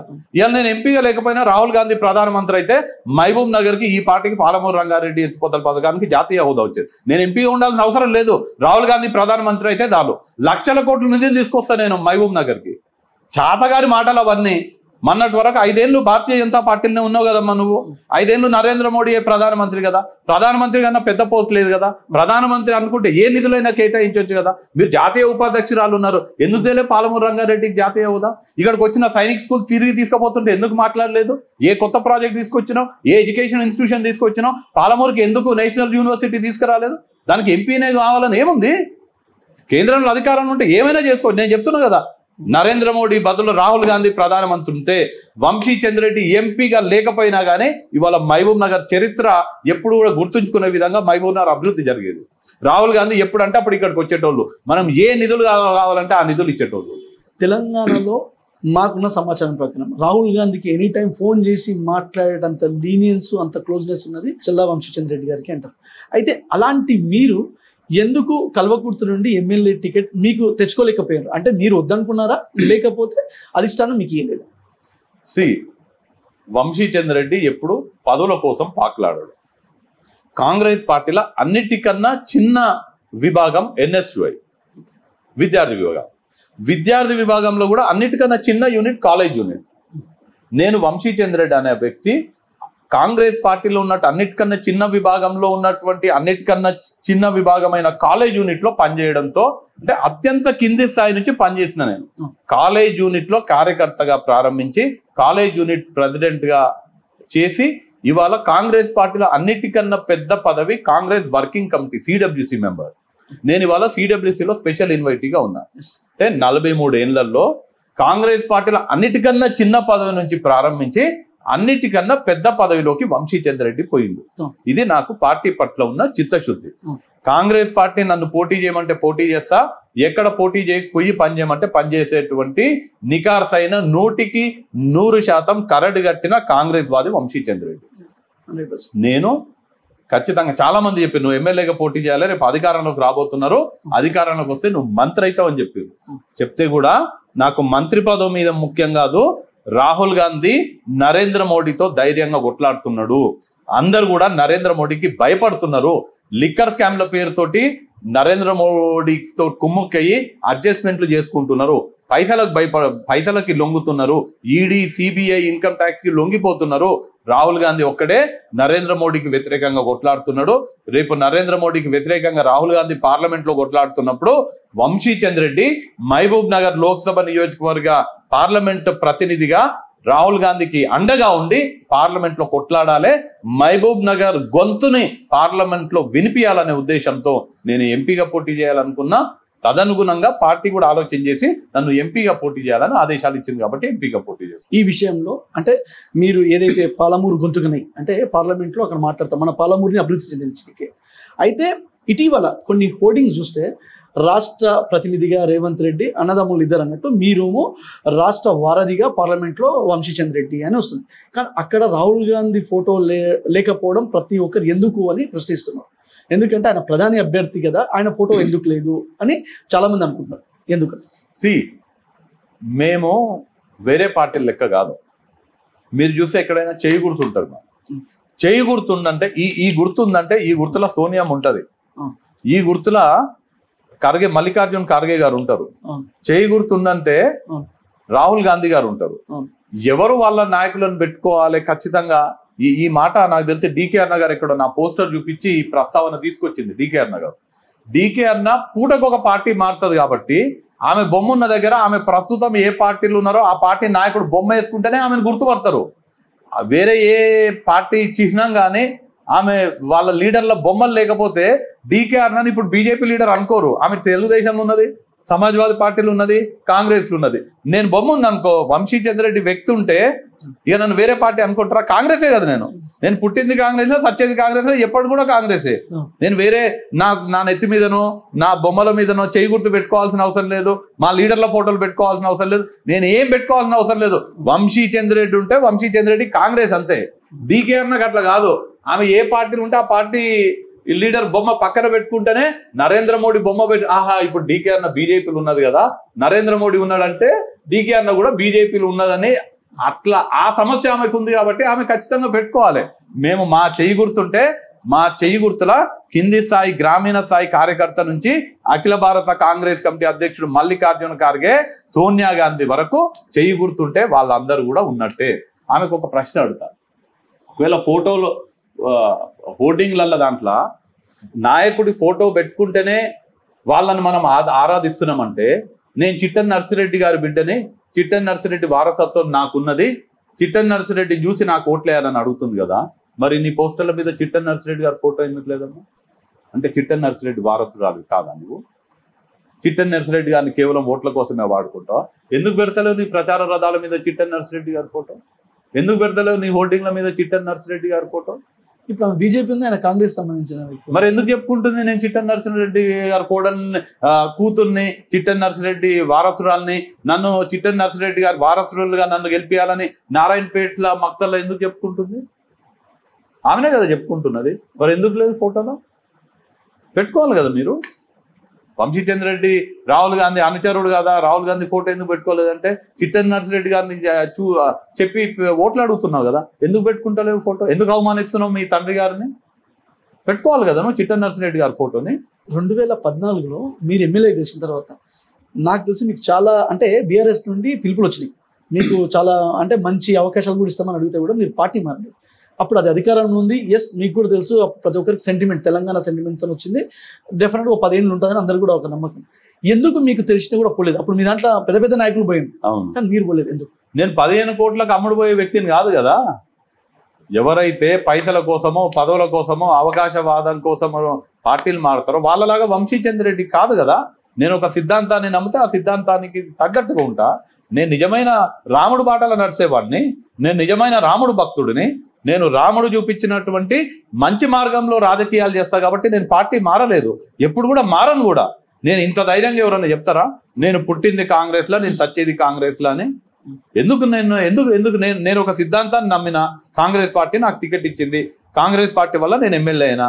నేను కాంగ్రెస్ పార్టీ ఇబ్బందుల్లో ఉంటే కాంగ్రెస్ పార్టీని నాకు ద్రోహం చేస్తే నేను రాముని దగ్గరకు పోయి ఏ ముఖం పెట్టుకొని నేను రామాలయానికి పోతాను? నేను రేపు చెప్తున్నా కదా, నేను నిజమైన రాముడు భక్తుడిని. రాముడు చూపినటువంటి ధర్మ మార్గంలో నడిచేటువంటి వ్యక్తి వంశీచంద్ర రెడ్డి. కాబట్టి ఎప్పుడు కూడా రాజకీయాలలో వంశీచంద్ర రెడ్డి అనే వ్యక్తి తప్పు చేయడు, తప్పు చేసే వాళ్ళని సహించడు. 2019లో మీరు ఎలక్షన్ నిలబడ్డారు, దాదాపు 2 లక్షల మంది మీకు ఓటేసారు. మరి 2019 ఎలక్షన్స్ మీరు ఓటమి పాలైన తర్వాత ఎందుకు మహబూబ్నగర్ దిక్కు కూడా మళ్ళీ చూడలేదు? నేను కాంగ్రెస్ పార్టీలో ఉన్నా, కాంగ్రెస్ పార్టీకి చెందినటువంటి వ్యక్తిగా కాంగ్రెస్ పార్టీ నాకు ఏ బాధ్యత ఇస్తే ఆ బాధ్యతనే నెరవేర్చాలి. 2019లో కాంగ్రెస్ పార్టీ నన్ను ఎంపీగా పోటీ చేయమన్నప్పుడు ఎంపీగా పోటీ చేసిన. ఎన్నికలు అయిపోయినాక కాంగ్రెస్ పార్టీకి జాతీయ స్థాయిలో పనిచేయడానికి చిత్తశుద్ధితో ఉండి కమిట్మెంట్తో పనిచేసే వ్యక్తులు అవసరం ఉండి నన్ను ఢిల్లీలో కీలకమైనటువంటి బాధ్యతలు పార్టీ నాకు ఇవ్వడం జరిగింది. కాంగ్రెస్ పార్టీకి సేవ చేస్తే మహబూబ్నగర్లో ఉన్న ప్రజలందరికీ సేవ చేసినట్టే, కాంగ్రెస్ పార్టీకి సేవ చేస్తే దేశంలో ఉన్నటువంటి కోట్లాది మంది ప్రజలకు సేవ చేసినట్టే. వంశీచంద్ర రెడ్డి ఏదో దందాలు చేయనికనో, రియల్ ఎస్టేట్ దందాలు చేయనికనో, లేదంటే డబ్బులు సంపాదనికనో ఎక్కడికో పారిపోలే.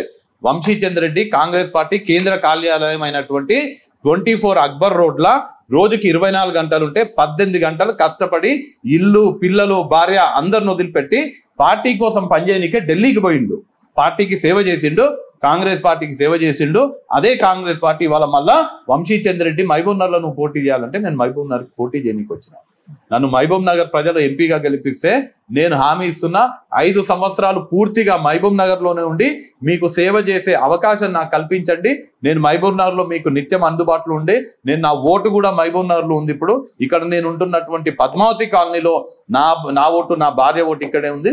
నేను పూర్తిగా మహబూబ్నగర్ సమయం ఇచ్చి మహబూబ్నగర్ అభివృద్ధి కోసం పూర్తిగా నేను సహకరిస్తాను. షేరి అప్పారెడ్డిపల్లి నుండి వంశీచంద్ర రెడ్డి, కొండారెడ్డి పల్లి నుండి రేవంత్ రెడ్డి గారు, ఆయన సీఎం అయినారు, మీరు ఏఐసిసి కార్యదర్శి, అదేవిధంగా సిడబ్ల్యూసి ప్రత్యేక అవనతులు. అంటే ఇంత చిన్న వయసులో ఆ స్థాయికి పోయిండ్రు అంటే ఒక విలేజ్ వాతావరణంకి వెళ్ళి జిల్లాలకు వెళ్ళిపోయి ఎలా సాధ్యమైంది? మేము ఏ గ్రామీణ నేపథ్యం నుంచి ఎదిగినామో ఆ గ్రామీణ నేపథ్యం మాకేం నేర్పిస్తుందంటే అందరినీ సమానంగా చూడాలి, అందరితో కలిసిమెలిసి ఉండాలి, అందరూ ఒకటే. పీర్ల పండుగకి మనం పోతాము, మన గ్రామాలలో చూస్తాం పీర్ల పండుగ ముస్లింలకు సంబంధించిన పండుగ, కానీ ఎవరు ఎగురుతారు పీర్ల పండుగల? మనమే హిందువులు ఎగురుతాము, దూలా అని మనమే ఎగురుతాము. సో అక్కడ ఏం నేర్చుకుంటాం మనము? ముస్లింలు పుట్టుకతో ముస్లిం అయినా వాళ్ళు వేరే కాదు, వాళ్ళని కూడా సమానంగా చూడాలని నేర్చుకుంటాం. వాళ్ళు మనల్ని రంజాన్ రోజు పిలుస్తారు, షీర్ కుర్మా దాపిస్తారు. మనం దళిత వాడలు ఉంటే మనం దళిత వాడలలో పోతాము, వాళ్ళతో మనం కలిసి పనిచేస్తాం. ఊర్లలో అందరం కలిసి గుడికి పోతాము, అందరం కలిసి అంబేద్కర్ విగ్రహం పెట్టుకుంటాము. ఒక ఊర్లో అంబేద్కర్ విగ్రహం పెట్టుకొని ఊర్లో అంబేద్కర్ విగ్రహానికి పూజలు చేసుకుంటాము. అంబేద్కర్ విగ్రహం పెట్టే కార్యక్రమంలో కేవలం దళితులు కాదు, ఆ ఊర్లో ఉండే వాళ్ళము అందరం కలిసి అంబేద్కర్ విగ్రహం ఊర్లో పెట్టుకుంటాం. ఇదంతా ఆ గ్రామీణ నేపథ్యం మనకి ఏం నేర్పిస్తుంది అంటే అందరిని కలిసిపోవాలి. దళితులు, గిరిజనులు, బడుగు బలహీన వర్గాలు అందరం ఒకటే, అందరం కలిసి మన గ్రామాన్ని అభివృద్ధి చెందుకోవాలనే ఒక నేపథ్యం మేము వచ్చినటువంటి నేపథ్యం. నేను కానీ రేవంత్ రెడ్డి గారు కానీ అక్కడ కొండారెడ్డిపల్లి కానీ ఇక్కడ మేము పుట్టినటువంటి మేము పెరిగినటువంటి నేపథ్యం అందరినీ కలుపుకోపోవాలనే నేపథ్యం మాది. అదే బంగ్లా రాజకీయాలు చేసి గడీలలో పుట్టేటోళ్ళకి ఈ నేపథ్యం ఉండదు. వాళ్ళకు మేము అహంకారం ఉంటుంది, నేను నా కుటుంబం నా వర్గం అనే అహంకారం ఉంటుంది. కాబట్టి వాళ్ళు వాళ్ళ వ్యవహారం వేరే ఉంటది. మేము అందరికి కలుపుకోపోతాం కాబట్టి మేము ఎదుగుతున్నాం. రాజకీయాలలో 10 మందికి సహాయం చేస్తాం కాబట్టి మేము ఎదుగుతున్నాం. మేము ధర్మ మార్గంలో నడుస్తాం కాబట్టి చిన్న వయసులో అయినా కానీ నేను సిడబ్ల్యూసి స్థాయి వరకు ఎదిగాను. నేను ఎక్కడ తప్పు చేయ, పైసల కోసం కక్కుర్తిపడ, అవినీతి చేయ కాబట్టి రాహుల్ గాంధీ గారు నన్ను నచ్చుతారు, నాకు అవకాశాలు ఇస్తారు. నేను ఇక్కడ వంశీచంద్ర రెడ్డి ఇక్కడ ఈ అవినీతి చేసినని ఎవరినైనా అడగమనండి, ఎవరినైనా చెప్పమనండి.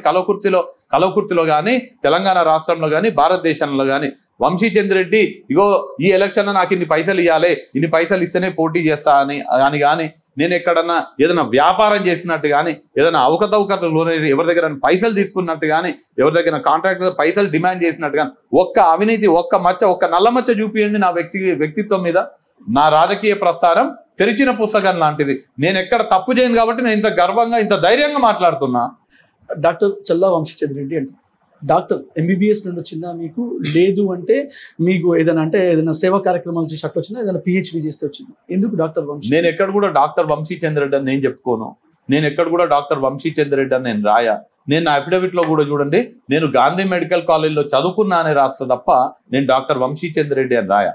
నేను గాంధీ మెడికల్ కాలేజ్లో చేరి 181వ స్టేట్ లెవెల్ ర్యాంక్ వచ్చి ఎంసెట్ లో ఉత్తీర్ణులై గాంధీ మెడికల్ కాలేజ్ ఎంబీబీఎస్ చేస్తున్న తరుణంలో ఫైనల్ ఇయర్ లో నేను ఎన్ఎస్యుఐ స్టేట్ ప్రెసిడెంట్ అయినా.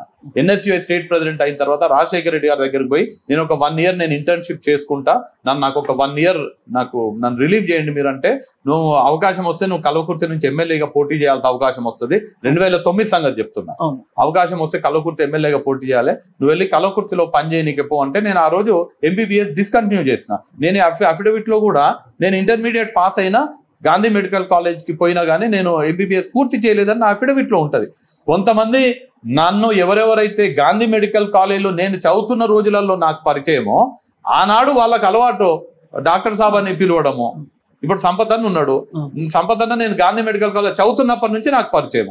సో నేను మెడికల్ కాలేజ్కి పోతున్నా కాబట్టి డాక్టర్ సాబ్ అనేటోడు సంపదన్న. అట్లాంటి వాళ్ళు ఎవరెవరైతే నేను మెడికల్ కాలేజ్ పోయే రోజుల్లో నాకు పరిచయమో వాళ్ళు నన్ను డాక్టర్ సాబ్ అని అంటారు తప్ప నేను వృత్తిరీత్యా నేను డాక్టర్ని కాదు. నేను ఎంబీబీఎస్ ఫైనల్ ఇయర్ నో డిస్కంటిన్యూ చేయాల్సి వచ్చింది. పూర్తి స్థాయి రాజకీయాల్లోకి వచ్చినా కాబట్టి ప్రజాసేవకే పూర్తి సమయం కేటాయించాలనే ఉద్దేశంతో నేను మళ్ళీ కంటిన్యూ చేయలేదు.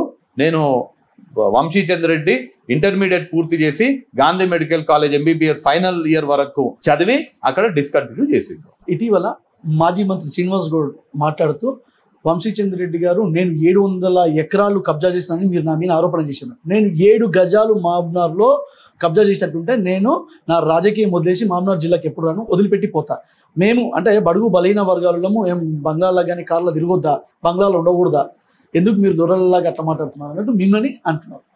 శ్రీనివాస్ గౌడ్ గారి వ్యవహారం ఏంది, ఆయన ఏం చేసిండు, ఏమేం కబ్జాలు చేసిండు, ఏమేం సెటిల్మెంట్లు చేసిండు, ఎక్కడెక్కడ భూములు లాక్కున్నాడు, ఎక్కడెక్కడ బిల్డింగ్లని కులగొట్టించిండు ఆయనకు వ్యతిరేకంగా ఉన్న వాళ్ళని, ఏమేమి అరాచకాలు చేసిండు అనే దానికి నిదర్శనమే మొన్న వచ్చినటువంటి శాసనసభ ఎన్నికల ఫలితం. శ్రీనివాస్ గౌడ్ గారు మాట్లాడింది కదా, నేను కూడా విన్నా, ఆయన చాలా అగ్రెసివ్గా మాట్లాడింది. బీసీయా ఎస్సీయా ఎస్టీయా ఏందనేది పుట్టుకతోట వస్తుంది, ఓకే, దాన్ని ఎవరు మార్చలేరు. బట్ నిజమైన బీసీ ఎవరు అనేది వ్యవహారం వల్ల వస్తుంది, ఓకే. శ్రీనివాస్ గౌడ్ వ్యవహారం కన్నా నా వ్యవహారమే బడుగు బలహీన వర్గాలకి అనుకూలంగా ఉండేటువంటి వ్యవహారం. అసెంబ్లీ రికార్డులు తీయండి, శ్రీనివాస్ గౌడ్ బలహీన వర్గాల గురించి ఎక్కువ మాట్లాడిందా అసెంబ్లీలలో, వంశీచంద్ర రెడ్డి ఎక్కువ మాట్లాడిందా తీయండి మీరు అసెంబ్లీ రికార్డ్స్ నుంచి. బీసీ సప్లాన్ కావాలని అసెంబ్లీలో శ్రీనివాస్ గౌడ్ అడిగిందా, వంశీచంద్ర రెడ్డి అడిగిందా, రికార్డుల నుంచి తీయండి. బీసీ సప్లాన్ కి కేసీఆర్ ఒప్పించింది చల్లా వంశీచంద్ర రెడ్డియా శ్రీనివాస్ గౌడ, అసెంబ్లీ రికార్డులకు వెళ్ళి తీయండి, శ్రీనివాస్ గౌడ్ని పిలిపియండి, నేను మాట్లాడతా. ముదిరాజులని బీసీ-డి నుంచి బీసీ-ఏకి మారవాలని అసెంబ్లీలో శ్రీనివాస్ గౌడ్ అడిగిండా, వంశీచంద్ర రెడ్డి అడిగిండా? అసెంబ్లీ రికార్డు తీపియమని శ్రీనివాస్ గౌడ్కి చెప్పండి, తీపియమని. కళ్యాణ లక్ష్మి ఎస్సీలకు ఎస్టీలకే వస్తుంటే బీసీలల్లో అగ్రవర్ణాలలో కూడా పేదలు ఉంటారు, వాళ్ళకు కూడా కన్యాల లక్ష్మి ఇవ్వాలే అని శ్రీనివాస్ గౌడ్ అడిగిందా, వంశీచంద్ర రెడ్డి అడిగిందా? బీసీల గురించి ఎక్కువ కొట్లాడింది శ్రీనివాస్ గౌడ, వంశీచంద్ర రెడ్డి? ఒకసారి అసెంబ్లీ రికార్డ్స్ తీసి అడగండి, దాని నుంచి తెలుస్తుంది. శ్రీనివాస్ గౌడ్ ఆ రికార్డ్స్ అన్ని తీసుకొని రమ్మనండి. సప్లాన్ గురించి ఎవరు మాట్లాడిండ్రు అసెంబ్లీలో? బీసీలకు సప్లాన్లు ఇవ్వాలి, బీసీలకు అన్యాయం జరుగుతుందని ఎవరు మాట్లాడిండ్రు అసెంబ్లీలో? ముదిరాజులకు అన్యాయం జరుగుతుంది, ముదిరాజులకు అండగా ఉండాలి, బీసీ-డి నుంచి బీసీ-ఏకి ముదిరాజులను మాట్లాడాలని ఎవరు మాట్లాడింది? శాసనసభ రికార్డులలో అయితే ఉంటాయి కదా, నేను అబద్ధం చెప్పలేను కదా. రికార్డులు తీసుకొని రమ్మని చెప్పండి శ్రీనివాస్ గౌడ్ గారు. ఇక కొన్ని వ్యక్తిగత విషయాలు శ్రీనివాస్ గౌడ్ గారు మాట్లాడే అవన్నీ కూడా ఎలక్షన్లు అయిపోయినాక మాట్లాడతాం. ఇప్పుడు శ్రీనివాస్ గౌడ్ గారు వచ్చిన పాము అది, ఇక మళ్ళీ ఇక కొట్టి ఎందుకు చంపాలి?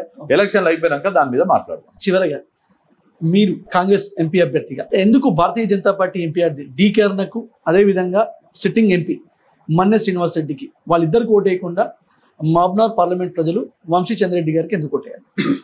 ఇది రెండు విషయాల దీంట్లో మనం గమనించాలి.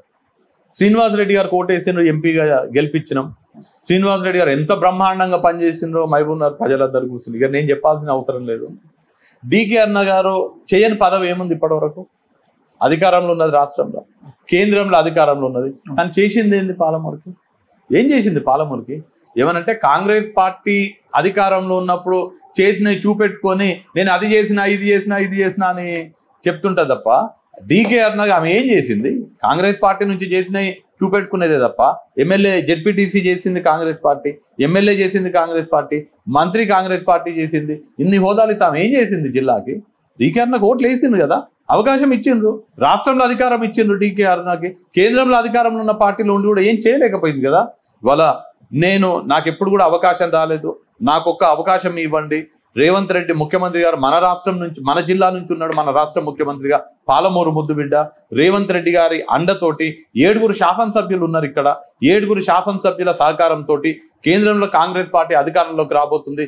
రాహుల్ గాంధీ గారికి నేను ఏదైనా అడిగితే కాదన్నటువంటి చనువు నాకు రాహుల్ గాంధీ గారితో ఉంది. నేను ఏదైనా అడిగితే ఖచ్చితంగా చేస్తారనే నమ్మకం నాకుంది. సో ముఖ్యమంత్రి మన ముఖ్యమంత్రి ఉన్నాడు, మన ముఖ్యమంత్రి గారు అండతోటి పెద్ద ఎత్తున పాలమూరుని అభివృద్ధి పరచుకోవడానికి అవకాశం ఉంటుంది. కాబట్టి నాకు అవకాశం ఇవ్వండి పాలమూరు ప్రజలను అడుగుతున్నా. రేపు గనక పాలమూరు లోక్సభ నియోజకవర్గం నుంచి రేవంత్ రెడ్డి గారికి అనుకూలంగా వారి బలం పెరిగే విధంగా ఫలితం రాకపోతే పాలమూరుకి తీవ్రమైనటువంటి నష్టం జరుగుతుంది. పాలమూరు ప్రజలు గమనించాలి. ఇది వంశీచంద్ర రెడ్డి ఎంపీ గానిక నేను ఓటు అడుగుతలేను, పాలమూరు అభివృద్ధి పరచాలని నేను ఓటు అడుగుతుంది. ఇవాళ నన్ను గెలిపియమని, నేను ఎంపీగా అయితే నాకేదో అవుతుందని కాదు, పాలమూరు గొంతై నేను పార్లమెంట్లో వినిపించాలి. పాలమూరు కావాల్సినటువంటి అనుమతులు నేను పార్లమెంట్ నుంచి తీసుకురావాలి, కేంద్రం నుంచి నిధులు తీసుకురావాలి, నేను ఈ ప్రాంతాన్ని అభివృద్ధి పరచాలి. ఇది పాలమూరు అభివృద్ధికి సంబంధించిన ఓటు. వంశీచంద్ర రెడ్డిని గెలిపించడం ద్వారా పాలమూరుని మనం గెలిపించుకుందామని పాలమూరు నియోజకవర్గ ప్రజలందరినీ కోరుతూ నేను మీ ద్వారా ఆర్టీక్యూ న్యూస్ ద్వారా నేను పాలమూరు ప్రజలందరినీ కూడా కోరుతున్నా. నన్ను మీ బిడ్డగా, మీ వాడిగా, మీలో ఒక్కడిగా నన్ను ఆశీర్వదించండి, నన్ను గెలిపించండి. నన్ను గెలిపించడం ద్వారా పాలమూరును గెలిపించండి. రేవంత్ రెడ్డి గారు అండతో మన ఈ ప్రాంతాన్ని అభివృద్ధి పరచుకోనికే అవకాశం నాకు కల్పించండి, మీకు సేవ చేసే అవకాశం కల్పించండి అని నేను మిమ్మల్ని అందరినీ కూడా మనస్ఫూర్తిగా కోరుతున్నాను. ఇది మహబూబ్నగర్ పార్లమెంట్ నియోజకవర్గ ఎంపీ అభ్యర్థి వంశీచంద్ర రెడ్డి గారు చెప్తున్నమాట. ఇక్కడ ఎంపీ అభ్యర్థిగా నన్ను గెలిపిస్తే రేవంత్ రెడ్డిని గెలిపించినట్టే. ఎందుకంటే రేవంత్ రెడ్డి మన కల్వకుర్తి కదా, మహబూబ్నగర్ ముద్దుబిడ్డ, అదేవిధంగా మహబూబ్నగర్ ప్రజలు ఆశీర్వదించి సీఎం చేసిన వ్యక్తి కాబట్టి ఆయనని మనం గౌరవించుకున్నట్టు ఆయనని గెలిపిస్తే మనకు ఎన్ని ఫండ్స్ తీసుకొస్తారు. నేను కూడా అంటే ఇక్కడ నుండి రాష్ట్ర వారధిగా ఢిల్లీలో పార్లమెంట్లో మీ గొంతుగా అంటే ప్రజా గొంతుగా ప్రశ్నించి ఏదైనా ఫండ్స్ తీసుకొస్తా, నిధులు తీసుకొస్తా. మన పాలమూరులో మెయిన్గా ఉపాధి, ప్రతి ఒక్కరికి ఉపాధి ప్రాబ్లం కాబట్టి ఉపాధి, అదేవిధంగా సాగునీరు, రైతులు కూడా చాలా మంది ఎక్కువ ఉన్నారు కాబట్టి పాలమూరు రంగారెడ్డి ప్రాజెక్ట్కి జాతీయ హోదా తీసుకురావడమే నా ప్రథమ ధ్యేయంగా పనిచేస్తా. అందుకోసం తప్పకుండా ప్రతి ఒక్కరూ ఎలాగైతే రాష్ట్రంలో కాంగ్రెస్ పార్టీ నాయకులను ఆశ్రయించి కాంగ్రెస్ పార్టీ అధికారంలో తీసుకొచ్చారో ఎంపీ కూడా మనం గెలిపించి ఎంపీగా నన్ను పార్లమెంట్కి పంపించాలని కోరుకుంటున్నారు. ధన్యవాదాలు. థ్యాంక్ యూ అన్న. Thank you.